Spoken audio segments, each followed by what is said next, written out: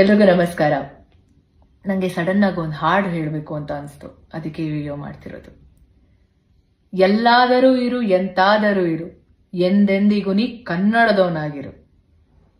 ನಾನು ಯಾಕೆ ಈ ಮಾತು ಹೇಳ್ತಿದ್ದೀನಿ, ಯಾಕೆ ಈ ಹಾಡು ಹೇಳ್ತಿದ್ದೀನಿ ಅಂತ ನಿಮ್ಗೆಲ್ರಿಗೂ ಗೊತ್ತಾಗಿದೆ ಅನ್ಸತ್ತೆ. ಕನ್ನಡ, ಕರ್ನಾಟಕ ಅಂತ ಬಂದ್ರೆ ಪ್ರತಿಯೊಬ್ಬ ಕನ್ನಡಿಗನಿಗೂ ಇಟ್ಸ್ ಅನ್ ಇಮೋಷನ್. ಹಾಗೇನೆ ನಮ್ಮ ಭಾಷೆ ಬಗ್ಗೆ, ನಮ್ಮ ಕನ್ನಡ ಭಾಷೆ ಬಗ್ಗೆ ಯಾರಾದ್ರೂ ಒಬ್ರು ಟೀಕೆ ಮಾಡ್ತಿದ್ದಾರೆ ಅಂತ ಅಂದಾಗ ಸುಮ್ಮನೆ ಅಂತೂ ಕೂರಕ್ಕಾಗಲ್ಲ ಅಲ್ವಾ. ನಾವು ಕನ್ನಡದವರು ಎಂತ ವಿಶಾಲ ಹೃದಯದವ್ರು ಅಂದ್ರೆ, ಪ್ರತಿ ಭಾಷೆ ಸಿನಿಮಾನ ನೋಡ್ತೀವಿ, ಪ್ರತಿ ಭಾಷೆ ಸಿನಿಮಾ ಹಾಡುಗಳನ್ನ ಕೇಳ್ತೀವಿ, ಆರ್ಟಿಸ್ಟ್ಗಳನ್ನ ಎಂಕರೇಜ್ ಮಾಡಿ ಸಪೋರ್ಟ್ ಮಾಡ್ತೀವಿ, ಟೆಕ್ನಿಷಿಯನ್ಸ್ನ ಸಪೋರ್ಟ್ ಮಾಡ್ತೀವಿ. ಆದ್ರೆ ನಮ್ಮ ಭಾಷೆ ಬಗ್ಗೆ ಯಾರಾದ್ರೂ ಮಾತಾಡ್ತಿದ್ದಾರೆ ಅಂದಾಗ ಅದಕ್ಕೆ ನಾವ್ಯಾಕೆ ವಾಯ್ಸ್ ರೈಸ್ ಮಾಡಬಾರ್ದು? ನಾವಿಲ್ಲಿ ಯಾವ ಭಾಷೆ ಬಗ್ಗೆನೂ ಕೆಟ್ಟದಾಗ ಮಾತಾಡ್ತಿಲ್ಲ. ನಾವೆಲ್ಲಾ ಭಾಷೆನೂ ವಿ ರೆಸ್ಪೆಕ್ಟೆಡ್.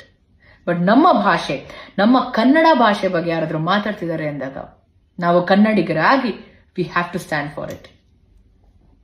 ನಂಗೆ ಇನ್ನೊಂದು ನಮ್ಮ ಭಾಷೆಲೆ ನಮ್ಮ ಕನ್ನಡದ ಹಾಡು ಇನ್ನೊಂದು ಹಾಕೋಕ್ ಬರ್ತಿದೆ.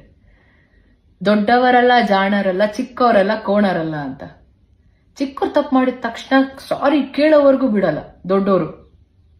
ಆದ್ರೆ ದೊಡ್ಡವ್ರು ತಪ್ಪು ಮಾಡಿದ್ರೆ, ತಪ್ಪು ಮಾಡಾದ್ಮೇಲೆ ಕ್ಷಮೆ ಕೇಳೋದ್ರಲ್ಲಿ ಏನ್ ತಪ್ಪಿದೆ? ಕನ್ನಡನ ಸರಿಯಾಗಿ ಮಾತಾಡದೇ ಇರೋರ್ನ ನಾವು ಹೀಗಲ್ಲ ಹೀಗೆ ಕನ್ನಡ ಮಾತಾಡೋದು ಅಂತ ತಿಳಿಸ್ತೀವಲ್ಲ, ಕಲಿಸ್ತೀವಿ ಆಕ್ಚುಲಿ. ಇನ್ನ ಕನ್ನಡ ಭಾಷೆ ಬಗ್ಗೆ ತಪ್ಪಾಗಿ ಮಾತಾಡೋರ್ನ ಏನಂತ ಹೇಳೋಣ? ನವೆಂಬರ್ 1ನೇ ತಾರೀಕು ಕನ್ನಡ ರಾಜ್ಯೋತ್ಸವ ಸೆಲೆಬ್ರೇಟ್ ಮಾಡ್ತೀವಿ. ನಾವ್ ಎಲ್ರೂ ಸಹ, ಪ್ರತಿಯೊಬ್ಬ ಕನ್ನಡಿಗ ಅವರವರ ಸೋಷಿಯಲ್ ಮೀಡಿಯಾ ಪ್ಲಾಟ್ಫಾರ್ಮ್ ಅಲ್ಲಿ ಅವರವರ ಪ್ರೀತಿನ, ಅವರ ಅಭಿಮಾನನ ತುಂಬಾ ಚೆನ್ನಾಗಿ ವ್ಯಕ್ತಪಡಿಸ್ತೀವಿ. ಇವಾಗ ನಮ್ಮ ಭಾಷೆನ, ನಮ್ಮ ಭಾಷೆ ಮೇಲಿರುವಂತ ಪ್ರೀತಿ, ನಮ್ಮ ಭಾಷೆ ಮೇಲಿರುವಂತ ಗೌರವನ ನಾವು ತಿಳಿಸೋಣ. ಏನಂತೀರಾ?